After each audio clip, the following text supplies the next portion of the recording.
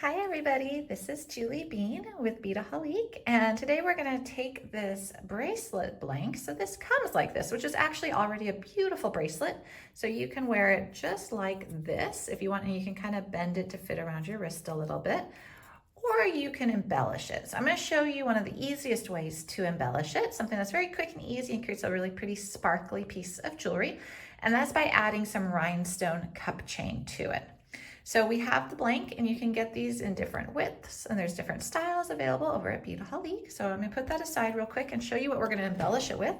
So we are gonna be using this really pretty crystal cup chain. So this one has that kind of nice brass tone to it, but you can do a mixed metal look and do something with a silver or gold on the cuff as well.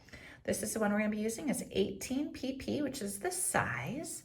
But I'm going to show you a couple other options. If you want something a little bit more sparkly, I've got this really pretty one with these pink crystals in it, and this is a little bit larger. This is size 24 pp.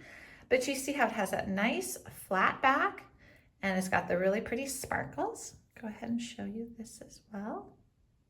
So a lot of different choices you have, and there's more of these rhinestone cup chain pieces over at Beadaholique. You actually buy them by the foot, so you can choose how many feet you want to have and how many rows that you want to put on your bracelet.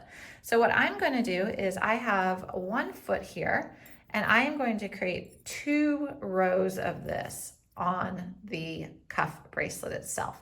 So you see I'm gonna do 1 row, and then essentially I'm gonna put another row right next to it. So it's a little thicker band in the middle, and that's what it's gonna look like. And it's gonna be really pretty.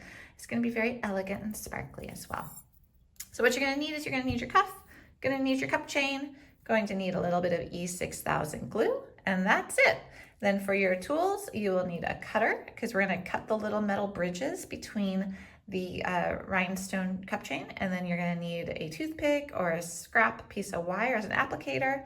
You're going to need something to cover your work surface. I think the easiest is just a piece of paper or a little piece of plastic. And then this is the baggie that one of these came in. I just am going to use it to put my glue on as well.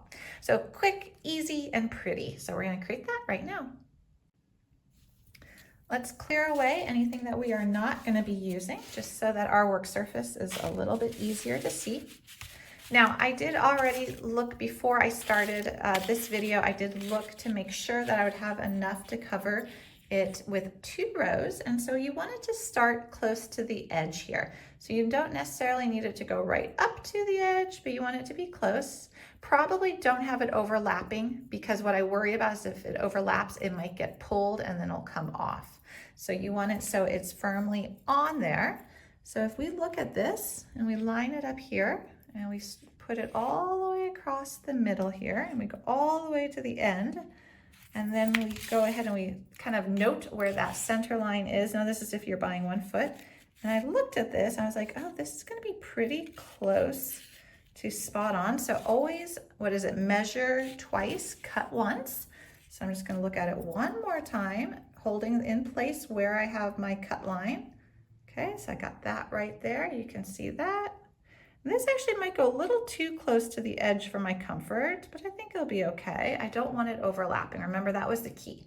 We can always trim it later if we need to, but I like that. So this is right where I'm gonna cut it. And you see, there's a little metal bridge right there. So what I'm gonna do is I'm just gonna go right in with my cutter and snip.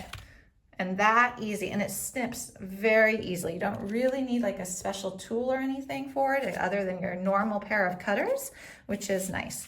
Now I want another row, which is an identical length, because I'm gonna put these both in the center. So I'm just gonna line them up, pull them nice and straight, kind of look at it, make sure that you're looking that it's not off at all. So it looks like I need to cut 4 little cups off of here. So I'm gonna do it right here and snip it, and then save that little bit for something else. So we've got our 2 lengths cut, and now we're ready to go ahead and glue them in place. When you're working with E6000, always work in a nice, well-ventilated space. It does have a bit of a strong odor sometimes, so you're gonna keep that in mind. But we're gonna prep our area, and we're gonna go ahead and glue these in. So what I find is easiest is I'm gonna put glue right onto the cuff itself. It's too wiggly to put it on the cup chain for me. So I have chosen that as what I'm going to do. So I'm going to put some glue down here on my little plastic bag. Now, if you've worked with E6000 before, you do know that it dries pretty quickly. So we're going to work rather fast here. And I'm just going to look at the center and just going to start. Hopefully you can see this in the lighting here. Just going to start to make a line, and I'm going to go pretty fast, guys.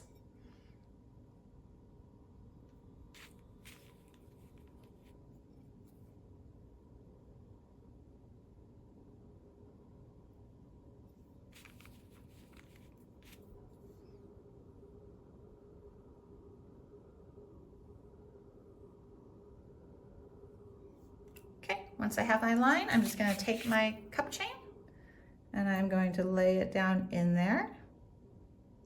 Now remember, I'm going to do a double row here. So I want it just slightly off center because I'm going to line up the next one right next to it.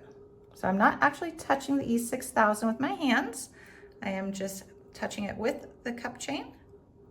And I've gone ahead and I put it down in there. So if you look right here, we are at the edge, but we are not overlapping. If you're concerned that you're going to overlap, you see I have a little bit more room right here. You can kind of pull it ever so slightly, which actually is nice because it drags the glue a little bit. And now we definitely have a little bit more room right here. So now I'm going to do another row just the same way. And I don't really want that to fall over just yet. Okay, so I need a little bit more glue because it does dry so fast.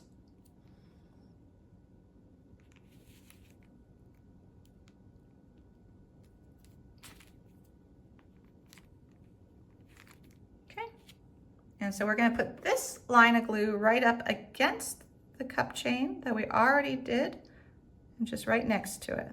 It's okay if it touches it a little bit because you kind of want them squished together.